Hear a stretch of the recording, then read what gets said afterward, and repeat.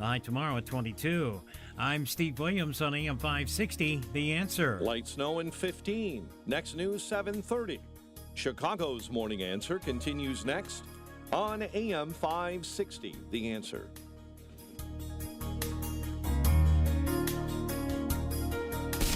Now, from the Signature Bank Studios, this is Chicago's Morning Answer with Dan Proft and Amy Jacobson on AM 560, The Answer.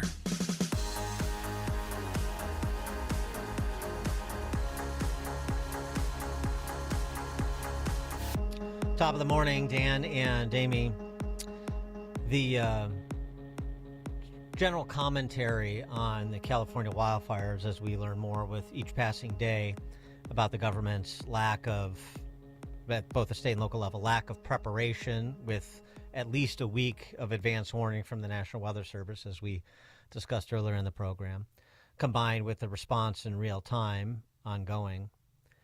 Barry Weiss, the founder of the Free Press, had this to say on Fox about it, she being a resident of the LA area for the past 4 years. Who are allowing apocalyptic scenes. And I don't just mean the fires. I mean, there are neighborhoods in LA where homelessness and drug addiction is just so rampant. And again, I just think that they've lost sight of basics. And part of what the vibe shift more broadly right now that we're seeing is about Americans' demand for just common sense and policies rooted in reality. Policies that don't allow giant swaths of one of America's greatest cities, the 5th largest economy in the world, to be burned to the ground. David Mamet, America's greatest living playwright, weighing in over at Unheard. Los Angeles is still burning. My family was evacuated and has just returned after 2 days to our house, which is still in the warning area. Many of our friends have lost their homes.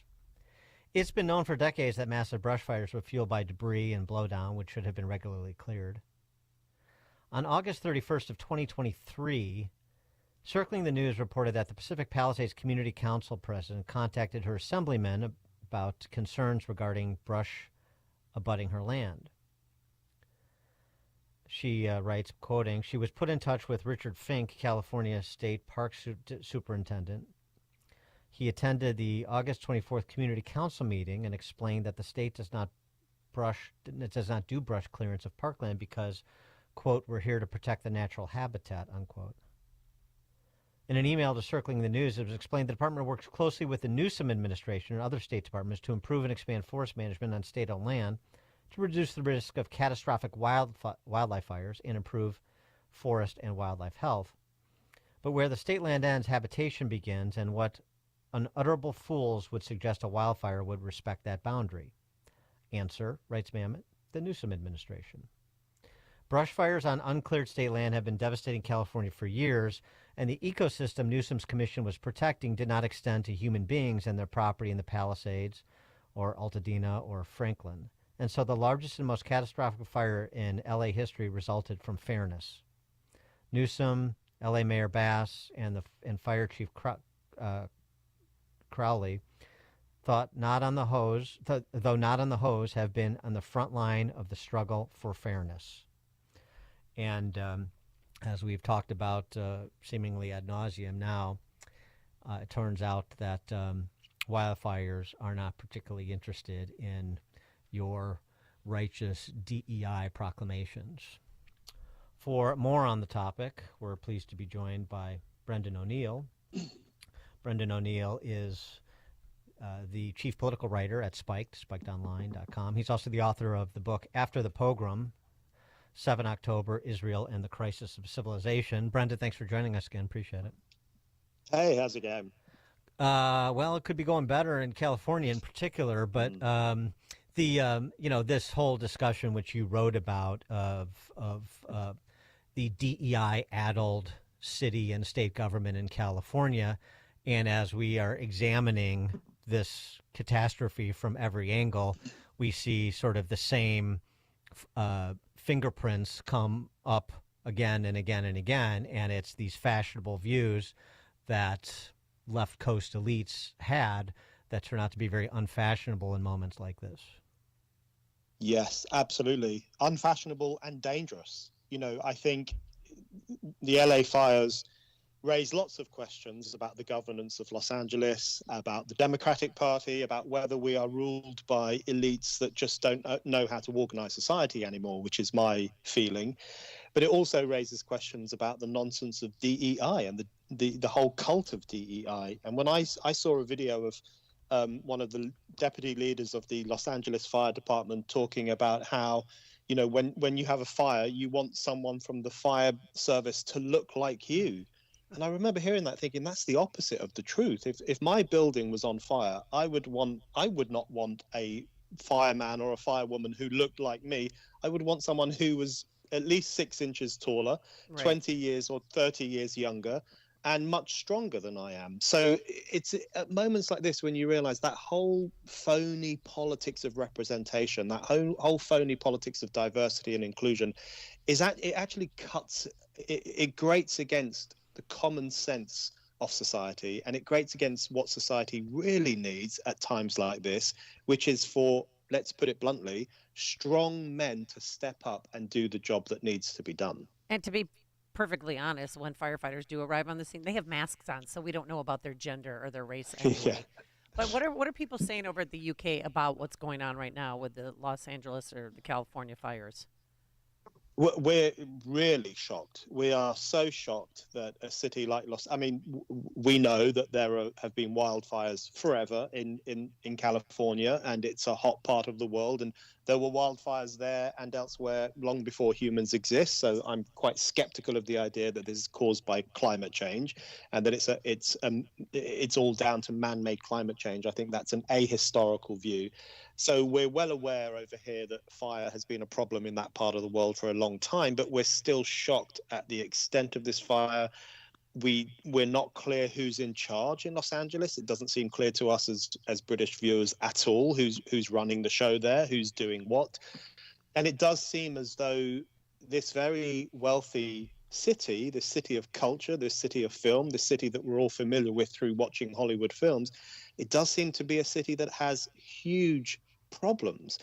And I've been to Los Angeles 3 times, and every time I've been there, I have been shocked by the extent of the homelessness, by the drug problem, by the fact that you can walk down a really beautiful avenue or boulevard and see people on crack.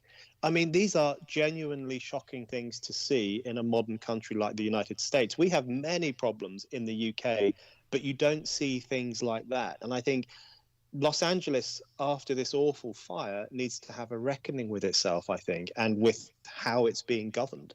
Yeah, Michael Schellenberger on Tucker Carlson's program talking about that. And L.A. County, he has said estimated 40 to 60,000 homeless. A lot of fires, he said about 50% of the fires started in L.A. County are started by homeless people. Some may be cooking fires. Some are because they're whacked out on meth. And I'm not saying, and he wasn't saying that necessarily was the cause of these wildfires, but it just speaks to sort of the disorder of that big city, like the disorder of so many big cities, the lack of prosecuting, crimes of burglary under $1,000, and all the other the embrace of people coming into this country at their leisure, regardless of their background or the public safety threat they pose. All of these things sort of compound upon themselves. And one of the things that you write about in your piece on Spiked is, to the extent that some of these policies that ignore the reality of the human condition are rolled back, including but not limited to DEI, will be disproportionately to the benefit of working people at the expense of maybe some of these fashionable elites. Definitely. Something like DEI I've said before that it's an idea so crazy that only billionaires and students could possibly believe it. It's one of those ideas that the vast majority of good, normal working people have no truck with. They don't like the idea that someone should be selected for a job on the basis of his or her race or gender or sexuality. They believe in a much more fair approach, and an approach based on aptitude and skill, and whether you're the right person to do the job, not on your cultural heritage or your racial makeup. So they have a much clearer understanding of what society needs. And that nowhere is that clearer than in relation to the fire service. We want a fire service made up of strong, capable people who can carry someone down a ladder. That has got to be the only judgment made on whether someone should be employed in the fire service.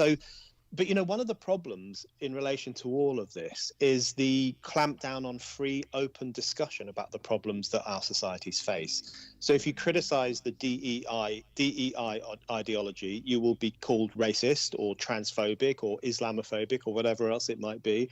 If you look at the grooming gang problem in Britain, the so-called grooming gang problem, really they're rape gangs fundamentally, where, for many years, thousands of white working class girls were abused and raped by men of largely Pakistani Muslim heritage.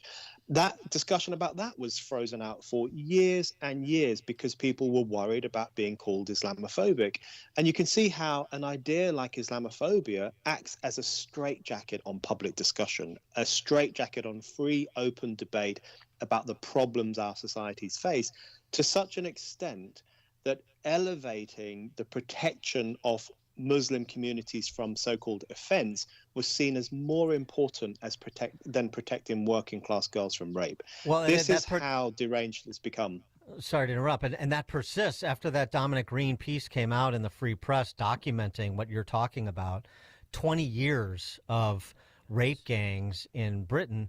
What was the response of the British Parliament? It was to vote against any sort of independent inquiry into this systemic rape culture in certain communities that are populated by and the accused are largely Pakistani Muslims. I mean, this and now Elon Musk has picked this up, and it's become this sort of battle between the two-tier Kier and his allies and Elon Musk across the pond. But what's lost in this is this idea that identity politics was an accomplice in essentially facilitating rape gangs for 20 years, thousands of girls. This is like not being covered nearly to the extent it should be in the United States. That's right. And it really shows you how dangerous political correctness can be. We all love to make fun of political correctness. It's a ridiculous ideology. It brings to mind blue-haired students on some Ivy League campus who demand that you use the right pronouns and will cancel you if you engage in cultural appropriation. That's what we think of when we think of political correctness. But this rape gang scandal reminds us that actually political correctness can be deadly. It can kill, because you're absolutely right. These ideas, these elite ideas, were an accomplice to the rape of thousands of white working class girls and very poor girls. Because what happened is that officialdom and the police and government officials and the political class more broadly were reluctant for a long time to shine a light on this problem and to talk about it openly, because they wanted to preserve the edicts of political correctness. Well, that is fundamentally what happened. I'm sorry for interrupting, but how do these grooming gangs work? And I mean, going on for 2 decades now. Well, there are so many different places in which these gangs took hold. Rochdale, Rotherham, Manchester, Telford, Oxford. Some of these places won't mean much to your listeners, but these are towns and cities across England where these gangs formed and were incredibly exploitative. There's numerous factors that contributed to this. I mean, a lot of the girls who were exploited by these gangs came from broken families. They were in the care system. They were neglected by the care system. They were vulnerable to exploitation. And then you combine that with the existence of these gangs of opportunistic men who had a very demeaning view of white people, particularly white girls and white women. So what no one wants to talk about is that these gangs were not only misogynistic and incredibly abusive, as you would expect, there was also an element of racial vengeance to what they did. And I wrote about this in my piece for the New York Post. This is the element of it that we're still reluctant to talk about. These girls were referred to by these men as white whores and white B words. I'm not sure if I can say that, but they were demeaned on the basis of their skin color. They were looked down upon as an inferior group of people. And there was almost an element of racial vengeance to what the men visited upon them. And it had eerie echoes of the kind of contemporary anti-whiteness of the modern left, which is constantly saying that white people are privileged, you need to atone for your privilege, you're a problematic person. And the flip side of that were these gangs of largely Muslim men who were looking upon white girls as fallen, immoral creatures. So, there's all that kind of neo-racism was at play in this as well. Yeah, and the response from officialdom, as you describe it, not only to turn a blind eye, but then to, what's going on in the UK generally, which is anybody who says anything that has a racial connotation, and I don't mean epithets, I just mean, Muslim Pakistani gangs can be concerned about being visited by the police for hate speech if they post something about this online. Yeah, exactly. And it's absolutely preposterous, and it's the world turned upside down, where officialdom turns a blind eye to genuine acts of rape and abuse and exploitation, but then keeps a very close eye on anyone who talks about this in a heated way or a supposedly problematic way. That person might be accused of hate speech or Islamophobia and might get a knock on the door from the police, or might be blacklisted from certain university campuses, or might find that they even lose their job. So the focus is completely and utterly wrong. Instead of focusing on the harm that was done to these girls, we focus on those who dare to talk about it. And it really does show just how deep the censorship crisis has gone in the United Kingdom, where we now have a political class that is more than happy to tap you on the shoulder and give you a stern telling off if you say anything too critical about radical Islam or Islamist terrorism, or these grooming gangs that were exploiting girls up and down the country. That's seen as more problematic than the violent actions themselves. And that's where we really you can really see how these elite ideas have a poisonous impact on social peace. Well, and it also is an indictment of the multiculturalism, which is just a fancy word for open borders in Western Europe. And one wonders whether or not they want to protect open borders, or they want to generate a backlash to open borders such that they can call everybody a xenophobe and then use that as the cudgel to continue open borders policies. Well, it's so interesting, because one of the things that's happening in Europe at the moment is that there is a backlash against the idea of completely open borders, unpoliced borders, which is essentially what some of our countries have had. There is a backlash against that coming from huge sections of the population across Europe.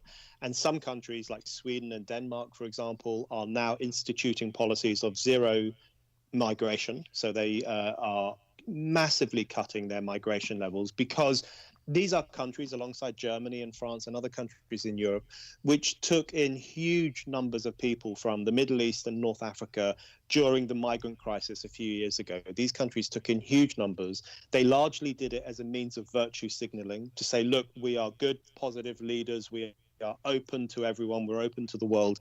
But the truth of the matter is that massive flow of people from the Muslim world had a problematic impact on those societies. There is now a huge spike in crime and terrorism in Sweden. There have been acts of terrorism in Germany and France. No one now who's a serious person can deny that this flow of people had a problematic impact on the societies we live in. So there is now a pushback. I think the of racism and Islamophobia that is cynically made against people who raise these problems, that isn't landing in the way that it used to. It doesn't wash anymore, and people are now prepared to speak out, even if the elite accuses them of being xenophobic. So we are seeing a populist pushback against these ideas, and I think that's positive. Brendan O'Neill, chief political writer at Spiked, spikedonline.com, author of the book After the Pogrom, 7 October, Israel and the Crisis of Civilization. Brendan, thanks as always for joining us. Appreciate it. Thank you. Thank you. And he joined us on our turnkey.pro answer line. Before you see it on TV, share it on Facebook, or read about it in the paper. Hear it here first. This is Chicago's Morning Answer on AM 560. The Answer. Did the Protestant Reformation suffer a premature death? Absolutely, argues the riveting book, Reviving the Reformation by Dr. Daniel Lang. The book of Acts chapter 21 verse 20 reports that myriads or tens of thousands of Jewish believers dwelled in Jerusalem, and they were all zealous for the Torah. Their leaders were guiding the early Messianic faith. 40 years after the death of Jesus, however, the Jews revolted against Rome. This rebellion caused a Roman hammer to crush Israel, destroying the temple and Jerusalem. Following this devastation, the leadership of the Jerusalem church fell into other hands. Reviving the Reformation recovers the lost first-century Messianic faith. It answers the most difficult questions that some dare not ask about traditional Christianity. Buy Reviving the Reformation on Amazon. For a deep discount, purchase the book securely from the author at revivingthereformation.com. That's revivingthereformation.com. And like Reviving the Reformation on Facebook. With biblical faith fading fast in Western culture, now is the time to restore the truth by reviving the Reformation. A large retail store just canceled a huge order, leaving MyPillow with a ton of extra MyPillows. But you know what? That's their loss and your gain. For the first time ever, you'll get a standard classic MyPillow for wholesale prices, only $14.88. But it gets even better. For a limited time, they're going to offer their entire classic collection at wholesale prices. Get queen-size MyPillows for just $18.88. Upgrade to king-size for only $1 more. Get the body pillows for $29.88 and multi-use MyPillows for only $9.88. So go to MyPillow.com and use promo code LIBERTY or call 800-489-0201 to take advantage of wholesale pricing for the first time ever and receive free shipping on orders over $75. That's right. Get the standard MyPillow for only $14.88. They have never been offered this low before. They're limited quantities at this price, so the limit is going to be 10, and once they're gone, they're gone. So go to MyPillow.com or call 800-489-0201 and use promo code LIBERTY to get the standard MyPillow for only $14.88, the lowest price ever. Are you heading into the new year with that same old joint pain?